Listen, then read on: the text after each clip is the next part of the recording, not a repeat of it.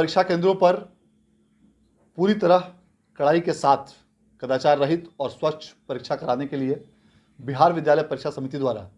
परीक्षार्थियों का 2 बार फ्रिस्किंग करने का निर्देश दिया गया है। एक बार गेट पर और दूसरी बार जब परीक्षार्थी बैठ जाएंगे परीक्षा केंद्रों पर, उस समय पुनः परीक्षार्थियों की दोबारा जांच कराई जाएगी और 25 परीक्षार्थियों पर एक वीक्षक की व्यवस्था की गई है और ये वीक्षक उन परीक्षार्थियों के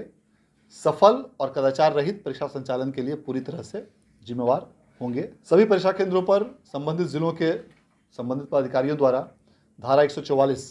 लागू कर दी गई है और इसके साथ साथ परीक्षा केंद्रों पर सीसीटीवी की भी व्यवस्था की गई है और प्रत्येक 500 परीक्षार्थियों पर वीडियो कैमरा की भी व्यवस्था की गई है और इसके अलावा परीक्षा केंद्रों के बाहरी भागों में भी वीडियोग्राफर की भी व्यवस्था की गई है। किसी भी प्रकार का मोबाइल अथवा कोई भी इलेक्ट्रॉनिक उपकरण ले जाना सभी परीक्षार्थियों के लिए पूरी तरह से वर्जित किया गया है और जो भी परीक्षार्थी यदि इस प्रकार के कोई भी उपकरण ले जाते हुए पाए जाते हैं तो उनका न सिर्फ वह उपकरण जब्त कर लिया जाएगा बल्कि उनको परीक्षा से निष्कासित करते हुए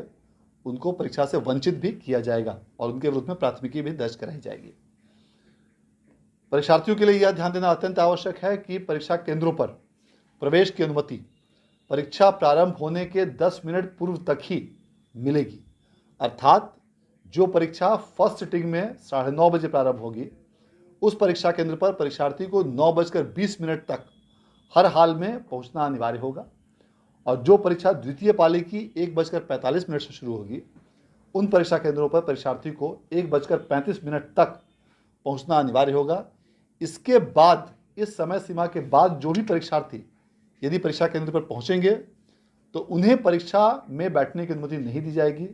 यह ध्यान देना इसलिए आवश्यक है क्योंकि ऐसा देखा गया है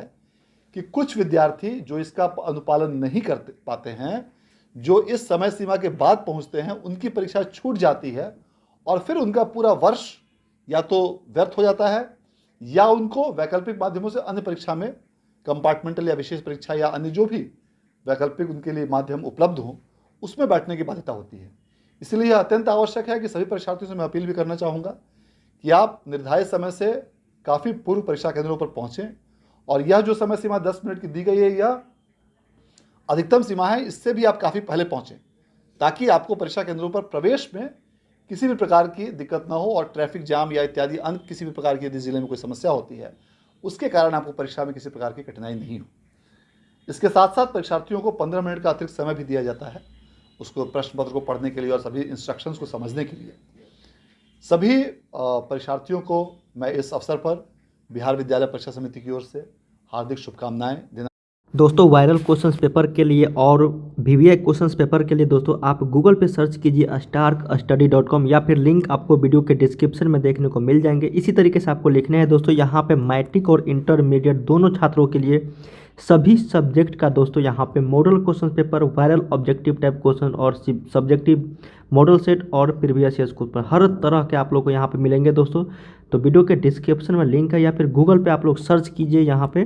starkstudy.com जैसे लिखा हुआ है बस इसी तरीके से आपको लिखने हैं, आ जाएंगे दोस्तों यहाँ पे वायरल क्वेश्चन सबसे पहले यहीं पे देखने को मिलेंगे। तो जल्दी से जाइए, अभी विजिट कीजिए और तैयारी करते रहिए। यहाँ पे आप लोगों को मिलेंगे बिल्कुल न्यू पैटर्न पे दोस्तों 2022 का ऑब्जेक्टिव सब्जेक्टिव क्वेश्चंस।